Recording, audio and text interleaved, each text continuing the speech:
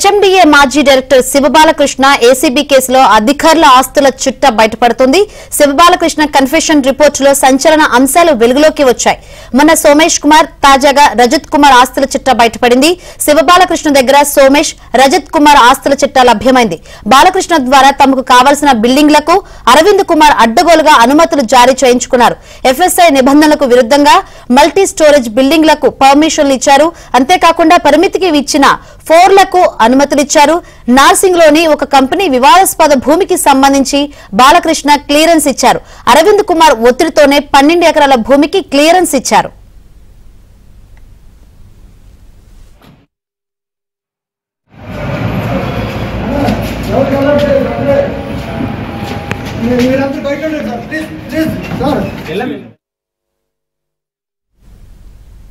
ఇందులో భాగంగా నర్సింగ్ లోని ఎస్ఎస్వి ప్రాజెక్టు అనుమతికి అరవింద్ కుమార్ 10 కోట్ల రూపాయలను డిమాండ్ చేశారు. డిమాండ్ చేసిన 10 కోట్లలో ₹1 కోటి షేక్ సైదా చెల్లించారు. డిసెంబర్లో బాలకృష్ణ ద్వారా అరవింద్ కుమార్ కు ₹1 కోటి చేరాయి.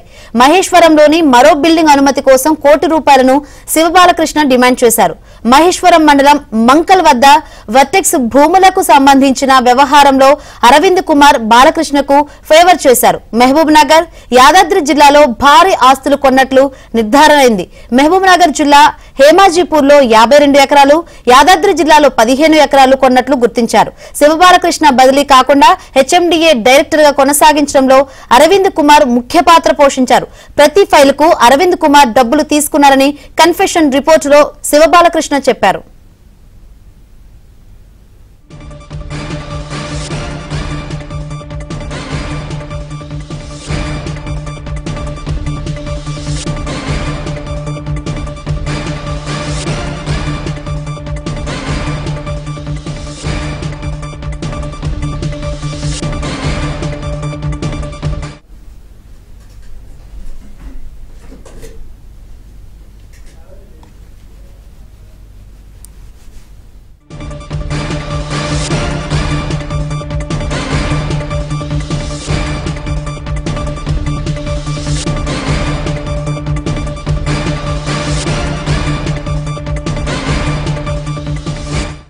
హెచ్ఎండిఏ మాజీ డైరెక్టర్ శివబాలకృష్ణ ఏసీబీ కేసులో అధికారుల ఆస్తుల చిట్టా బయటపడుతుంది.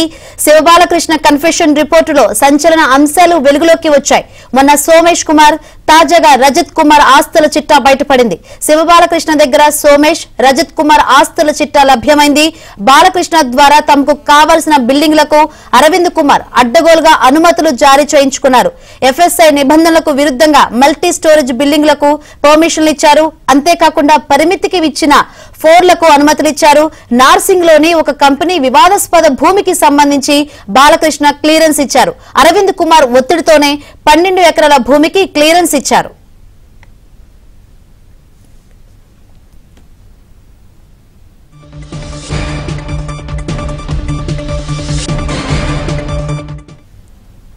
ఇందులో భాగంగా నార్సింగ్ లోని ఎస్ఎస్వి ప్రాజెక్టు అనుమతికి అరవింద్ కుమార్ 10 కోట్ల రూపాయలను డిమాండ్ చేశారు. డిమాండ్ చేసిన 10 కోట్లలో ₹1 కోటి షేక్ సైదా చెల్లించారు. డిసెంబర్లో బాలకృష్ణ ద్వారా అరవింద్ కుమార్ కు ₹1 కోటి చేరాయి. మహేశ్వరంలోని మరో బిల్డింగ్ అనుమతి కోసం ₹1 కోటి శివబాలకృష్ణ డిమాండ్ చేశారు. మహేశ్వరం మండలం మంకల్ వద్ద వర్టెక్స్ భూములకు సంబంధించిన వ్యవహారంలో అరవింద్ కుమార్ బాలకృష్ణకు ఫేవర్ చేశారు.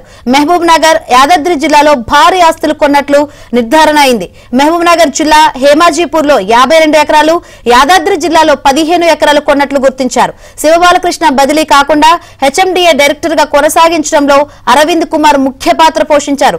ప్రతి ఫైలుకు అరవింద్ కుమార్ డబ్బులు తీసుకున్నారని కన్ఫెషన్ రిపోర్టులో శివబాలకృష్ణ చెప్పారు.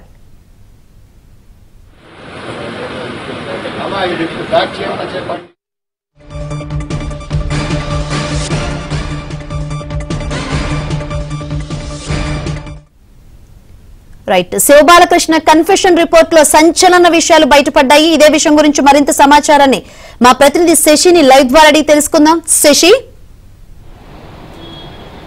శివబాలకృష్ణను ఏసీబీ అధికారులు సుమారు 8 రోజుల పాటు తమ కస్టడీకి తీసుకుని విచారించారు. ఈ కస్టడీలో భాగంగా అతను వివిధ కోణాల్లో విచారించారు. ఆయన కూడబెట్టినటువంటి అక్రమాస్తుల మీద కూడా పలు భిన్న కోణాల్లో విచారించారు. అదే తరహాలోనే ఇక శివబాలకృష్ణకు సంబంధించినటువంటి కన్ఫెషన్ స్టేట్మెంట్ కూడా రికార్డ్ చేశారు. ఈ కన్ఫెషన్ స్టేట్మెంట్ లో సంచలనమైనటువంటి విషయాలు వెలుగులోకి వస్తూ ఉన్నాయి. ఇందులో ఐఏఎస్ల పాత్ర కూడా ప్రస్తుతం బయటపడుతోంది. శివబాలకృష్ణ కన్ఫెషన్ స్టేట్మెంట్ లో ఐఏఎస్ అరవింద్ కుమార్ కి సంబంధించినటువంటి పేరు ప్రస్తావించినట్టుగా తెలుస్తోంది. అయితే హెచ్ఎండిఏ డైరెక్టర్ గా ఇటు శివబాలకృష్ణ కొనసాగుతున్నటువంటి నేపథ్యంలో బాలకృష్ణ చేత అక్రమ అనుమతులు ఇప్పించినట్టుగా కూడా తెలుస్తుంది. బాలకృష్ణను అడ్డం పెట్టుకుని తనకు సంబంధించినటువంటి భవనాలకు సంబంధించిన అనుమతులు కావచ్చు, లేకపోతే ఏదైనా స్థలాలకు సంబంధించినటువంటి భూములకు సంబంధించిన క్లియరెన్స్ కావచ్చు, ఇవన్నీ కూడా శివబాలకృష్ణను అడ్డం పెట్టుకుని ఇటు అరవింద్ కుమార్ చేసినట్టుగా తెలుస్తుంది. నార్సింగ్ లోనే ఒక కంపెనీకి సంబంధించినటువంటి సుమారుగా 12 ఎకరాల భూమి ఉంది. ఈ భూమిలో గత కొంతకాలంగా వివాదాలు కొనసాగుతూ ఉన్నాయి కాబట్టి ఆ భూమిలో ఎలాంటి నిర్మాణాలు చేపట్టడానికి అవకాశం లేకుండా పోయింది. ఇలాంటి సందర్భంలో ఇటు హెచ్ఎండిఏ డైరెక్ట్ గా కొనసాగుతున్నటువంటి బాలకృష్ణ చేత ఇటు అరవింద్ కుమార్ ఆ యొక్క ల్యాండ్స్ ని క్లియర్ చేసినట్టుగా తెలుస్తుంది. 12 ఎకరాలు కూడా క్లియరెన్స్ ఇప్పించినట్టుగా తెలుస్తుంది. ఇందుకోసం పెద్ద మొత్తంలో అరవింద్ కుమార్ డబ్బులు తీసుకున్నట్టుగా కన్ఫెషన్ స్టేట్మెంట్ ద్వారా ఇటు శివబాలకృష్ణ చెప్పినట్టుగా ప్రస్తుతం ఇప్పుడు తెలుస్తుంది. ఇదొకంశం అయితే అదే నార్సింగ్ లోనే ఎస్ఎస్వికి సంబంధించినటువంటి కన్స్ట్రక్షన్ సంస్థ ఉంది. ఈ కన్స్ట్రక్షన్ సంస్థ కూడా తమ ప్రాజెక్ట్ అనుమతుల కోసం కూడా సుమారుగా 10 కోట్ల రూపాయలు వేర ఇటు అరవింద్ కుమార్ డిమాండ్ చేసినట్టుగా కన్ఫెషన్ స్టేట్మెంట్ లో ఇప్పటికే శివబాలకృష్ణ ఇచ్చాడు. ఇందులో ఒక ₹1 కోటి షేక్ సైదా ఇస్తే ఆ ₹1 కోటి శివబాలకృష్ణ తానే స్వయంగా తీసుకుని వెళ్లి జూబ్లీ హిల్స్ లోనే అరవింద్ కుమార్ నివాసంలో ఆ యొక్క ₹1 కోటి డబ్బులు తానే ఇచ్చినట్టుగా కూడా కన్ఫెషన్ స్టేట్మెంట్ లో ఇప్పటికే చాలా స్పష్టంగా పేర్కొన్నారు. ఇదే కాకుండా శివబాలకృష్ణ హెచ్ఎండిఏ డైరెక్టర్ గా అదే పదవిలో కొనసాగడానికి ఇటు అరవింద్ కుమార్ తీవ్ర స్థాయిలో ప్రయత్నాలు కొనసాగించినట్టుగా తెలుస్తుంది. ఇదే అంశాన్ని కన్ఫెషన్ స్టేట్మెంట్ లో కూడా ఇటు శివబాలకృష్ణ చెప్పారు. ఇదంతా ఒక అంశం అయితే ఇందులో మరికొంతమంది ఐఏఎస్లకు సంబంధించినటువంటి అంశాలు కూడా ప్రస్తుతం బయటపడుతూ ఉన్నాయి. శివబాలకృష్ణ దగ్గర నుంచి సీజ్ చేసినటువంటి డాక్యుమెంట్స్, ఆ తర్వాత ల్యాండ్ కి సంబంధించినటువంటి పత్రాలు, ఇవన్నీ కూడా ఏసీబీ అధికారులు వెరిఫై చేస్తున్నటువంటి క్రమంలో సోమేష్ కుమార్ కి సంబంధించినటువంటి మాజీ సీఎస్ సోమేష్ కుమార్ కి సంబంధించినటువంటి ఆస్తుల వివరాలు బయటపడ్డాయి.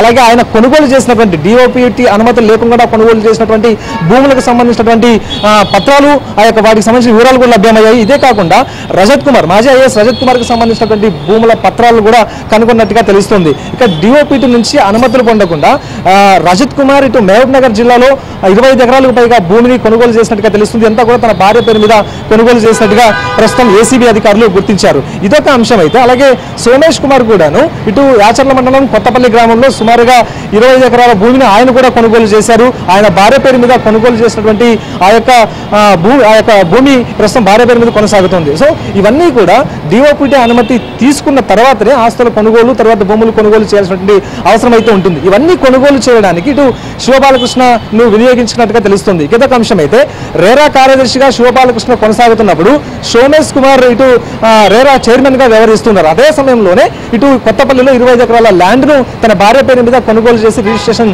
చేయించుకున్నట్టుగా తెలుస్తుంది. సో మొత్తానికి ఇప్పుడు కన్ఫెషన్ స్టేట్మెంట్ చాలా కీలకంగా మారింది. ఇంకా ఐఏఎస్ల పేర్లు ప్రస్తుతం వెలుగులోకి వస్తూ ఉండడంతో ఉన్నతాధికారుల గుండెల్లో గుబులు కూడా పుడుతుందంటూ కూడా చెప్పుకోవచ్చు. ఇంకా ఎవరెవరి పేర్లు తెర మీదకు రాబోతూ ఉన్నాయి, ఎవరెవరికి సంబంధించినటువంటి అక్రమాస్తుల వివరాలు తెర మీదకు రాబోతున్నాయి అనే అంశాల గురించి ఒక ఉత్కంఠ అయితే ప్రస్తుతం కొనసాగుతుంది. Right, thank you Shashi.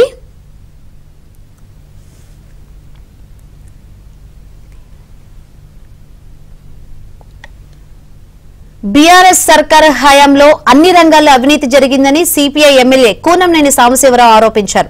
Real estate వ్యాపారులు, అధికారులు, నేతలు కుమ్మక్కయ్యి ₹వేల కోట్ల దోచుకున్నారని అసెంబ్లీలో విమర్శించారు. ఐఏఎస్ అధికారులు భారీగా అక్రమాలకు పాల్పడ్డారని ఆయన చెప్పారు. ఈ అక్రమాలపై విచారణకు కమిటీ వేయాలని సీఎం రేవంత్ రెడ్డిని కోరారు. ఆ భూముల ద్వారా వచ్చే ఆదాయంతో 6 గ్యారంటీలను 5 ఏళ్ల పాటు అమలు చేయవచ్చన్నారు కూనంనేని సాంబశివరావు.